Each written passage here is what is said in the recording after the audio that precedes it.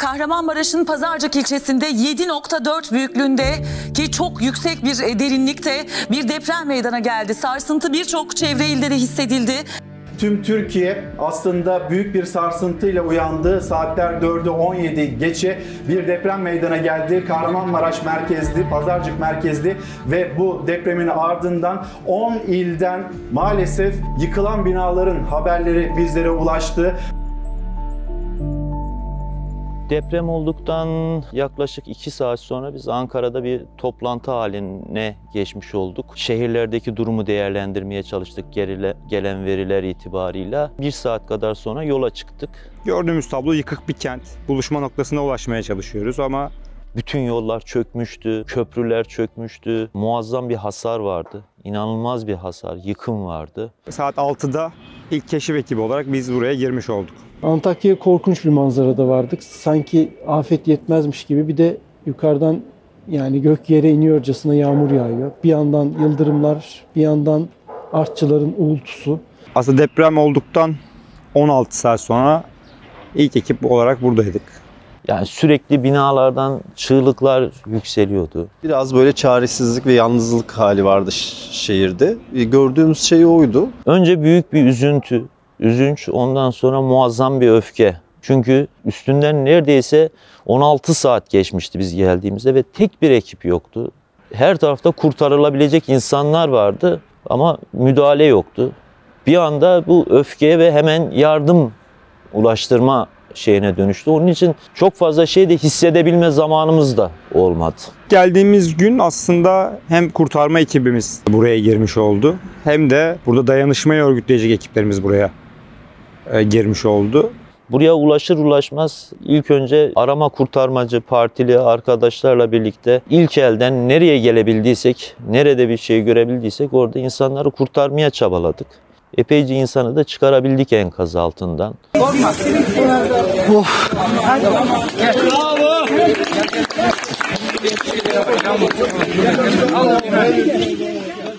300'ün üzerinde, belki 500'e yakın insanın ilk müdahalesini gerçekleştirmiş olduk. Yani enkazdan çıkan insanları ilk müdahale alanına taşıma, ondan sonra o taşıdığımız insanları hastaneye ulaştırma. Buraya küçük bir revir kurduk. Yanımızda getirdiğimiz dayanışma malzemeleriyle, sağlık ekipmanlarıyla beraber bir alan oluşturduk ve orada enkazdan çıkan hastalarını getiren insanların hastalarına müdahale etmeye başladık. Bazı insanlar arabasındaki çocuklarını, ailesini indirip yaralıları alıp taşıdı hastanelere.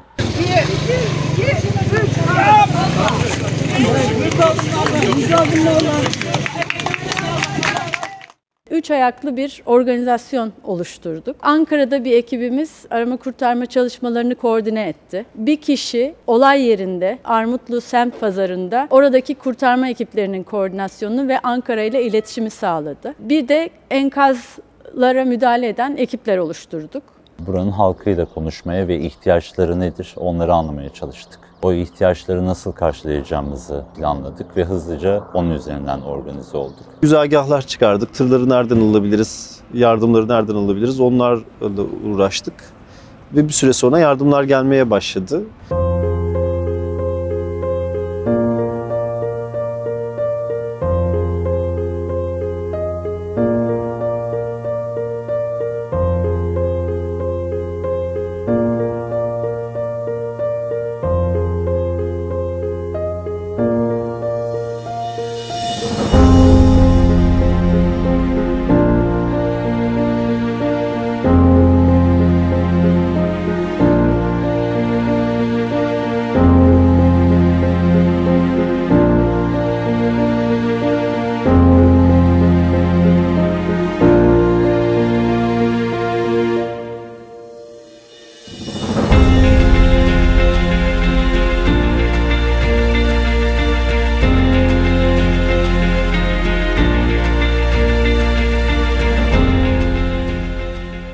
Bir tırın buraya gelmesi şu anda görece kolay gibi ama hiçbir yolun açık olmadığı bir zamanda bayağı rehberlik yapan, önden önden bir organizasyon yapan bir meseleydi.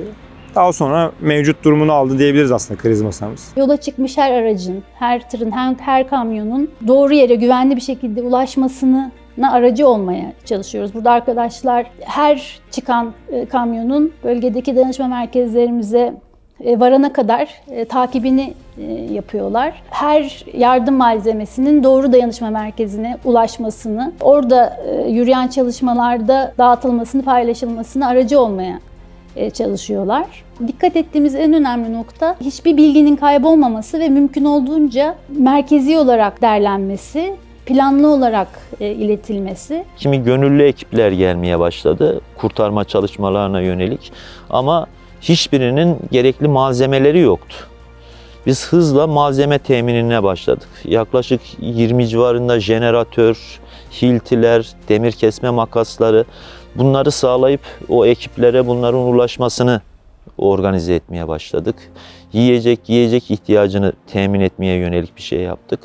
Ve o ilk başta kurduğumuz merkez büyümeye başladı. İhtiyaçlar büyüdükçe, çoğaldıkça, o ihtiyaçlar arttıkça merkez de büyümeye başladı. O ihtiyaçları gözeterek orayı yeniden yapılandırmaya başladık. Köylerine ulaşan geniş bir ağ var şu anda. Doğrudan teyit bilgilerle gitmeye çalışan, onun dışında emekçiler arasında bir koordinasyon yakalayan tablo var. Ne ihtiyacınız varsa onlara kağıtlara yazdırıp numara alalım size, irtibat numaraları, yine buraya bir kamyon getireceğiz. Bu göçün altından hep beraber dayanışmayla kalkacağız. Bizim gücümüz her şeye yeter. Yeter ki dayanışmayla söyleyelim. İhtiyacınız neyse yazdırın. Elimizden geleni yapacağız. Aramıza katılan çok fazla emekçi oldu. Yani hatırladığım şeylerden bir tanesi, çalıştığı kamyonun üzerinden atlayıp hemen hızlıca üye olmak istiyorum ben, çabuk yapabilir miyim deyip yani 3 dakikada formunu doldurup tekrar arabasına binip elini sallayıp gitti mesela bir kömür işçisi.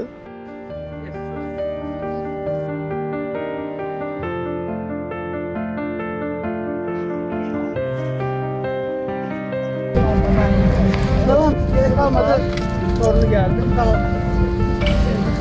Ziyan olmasın, başkası da yeter. Peki ne zaman? Var yeteri kadar. Var.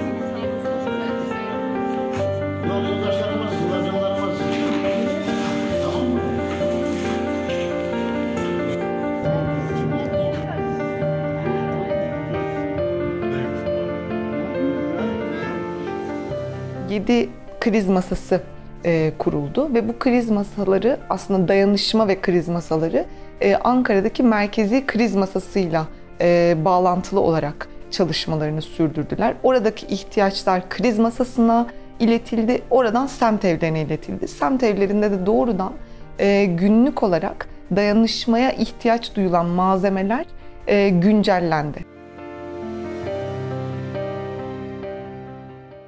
Bu mahalle mahalle örgütlenen bir organizasyondu. Semt evleri zaten mahallelerin içerisinde daha önce temasta olduğu ve temasta olmadığı birçok kişiye ulaşarak deprem bölgesine depremzedelerin ihtiyaç duyduğu malzemeleri göndermek üzere bir çalışma planıyla hareket etti. Sabah çok erken saatlerde işe gitmeden önce insanlar evlerinden getirebildikleri ya da alabildikleri dayanışma malzemelerini semt evlerine getirdiler. Gittiler, işlerinde çalıştılar. Akşam geç saatlerde semt evlerine geri döndüler. Kolileme yaptılar. Topladıkları dayanışma malzemelerini bir merkeze taşıdılar. Büyük zincirler oluşturdular. Belki birçok emekçi bu süreçte hiç uyumadan bu dayanışma çalışmasının bir parçası oldu. Biz köylere ulaşmaya başladık. Bisikletli ekiplerimiz var, araçlı ekiplerimiz var, büyük kamyonlar, kamyonetlerimiz var. Bazı yerlerde muhtarlarla organizasyonlar yaparak buralara ulaştırıyoruz. Bazen yardım hatlarımıza gelen adreslere, hatta bazen sosyal medyada gördüğümüz yardıma ihtiyacımız var tweetleri, açıklamalarına bile gitmeye çalıştık. Oradaki telefon numaralarına, adreslere ulaşmaya çalıştık. Revirde hastalarına müdahale ettiğimiz, enkazdan çıkardıkları insanlara müdahale ettiğimizde onların hayatta kalmalarına vesile olduğumuz zamanlarda ciddi anlamda böyle olumlu dönüşler aldık. Hani sizler iyi ki buradasınız, burada başka sağlıkçı, işte doktor, işte sağlık personeli ya da eczacı, herhangi bir sağlık elemanı yok. Siz olmasaydınız belki işte yakınım hayatta olmayacaktı deyip teşekkür edenler, sarılanlar, gidip 2 gün sonra gelip tekrar teşekkür edenler ve sarılanlar oldu. Yakınını, dostunu, arkadaşını, bir akrabasını enkazın altında bekleyen insanlar kadar, hissedebilecek kadar bir duygudaşlık geliştirdik bu insanlarla. Sanki bizim de yakınlarımız orada gibi hissediyoruz. Bazen bir yerde sessizlik diye bağırılıp ses var mı diye yoklanıldığında buradaki bütün yoldaşlarımızın kalbi atıyor. Ne olur oradan bir ses gelsin diye. Sanki o enkazın başındaki insanlar kadar biz de o duygudaşlığı geliştirdik.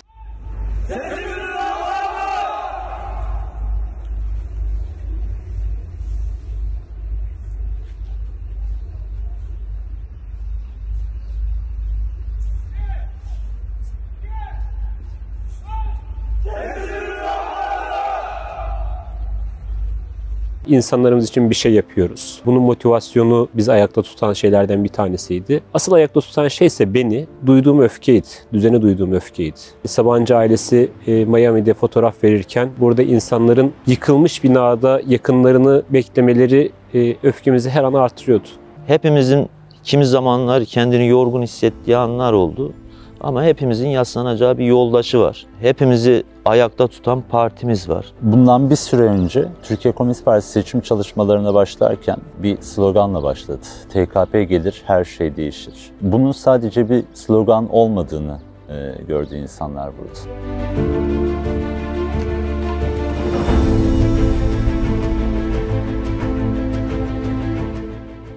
Ve bu deprem aslında insanımızın iyiliğini kat be kat gösterdi. Kesinlikle çok anlamlı ve çok değerli. Çünkü devletin olmadığı bir yerde bu çaba aslında bir karşılık buldu.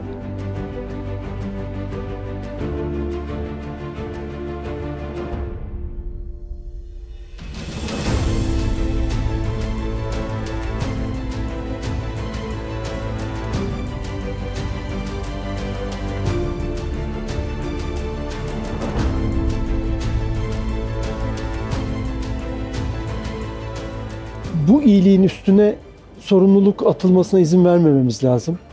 İnsanın gücü yetmez, bireylerin gücü yetmez böyle bir afeti kaldırmaya, telafi etmeye. Bu ülkelerin önemli işlerinden biridir afet yönetimi ve ülke olarak, ülke disipliniyle el atılması gerekir. Yoksa ülkemiz daha bir sürü böyle şey yaşar. Biz kendi çabamızla oraya koşarız, bir şeyler yapmaya çalışırız. Ama insanlarımız ölmeye devam eder. Biz yine her zaman göreve hazırız ve bunu yaparız. Ama bu devletin yapması gereken bir şeydir. Bunu söylemek zorundayız. Depreme karşı bir toplumsal dayanışmayı örmeye çalıştık. Şimdi o toplumsal dayanışmanın bir parçası olarak bir ilerici, toplumcu, halkçı aklı kurmaya, onu güçlendirmeye çaba gösteriyoruz. Bilim insanları var, hukukçular var, sağlıkçılar var. Bu enerjiyi yan yana getirmeye, birbirine güç katmaya çalışıyoruz. Dolayısıyla deprem takip merkezi bir fikir üretme merkezi değil. Elbette fikir üretilecek ama o fikir sahadaki gerçek aktörlerle, somut insanlarla buluşacak, hayata geçirilecek. Depremin yarattığı yıkımdan sonra Türkiye Komünist Partisi Yurttaş Sözü adı altında bir belge ortaya çıkardı. Ve on binlerce yurttaşımız bu belgenin altına imza koydu. Bilim insanları, gazeteciler, sanatçılar bu belgenin yani Yurttaş Sözü'nün arkasında durdu. Yurttaşlarımızın ve hepimizin sözü şu: laik bir Türkiye, bağımsız ve egemen bir Türkiye, devletçi ve planlı bir ekonomi, toplumcu politikalar. Niye? İşte bu yaşadıklarımızı bir daha yaşamamak için, bir daha enkaz altında kalmamak için. Siz de Yurttaş Sözü'ne güç verin, örgütlenin, memlekete sahip çıkın.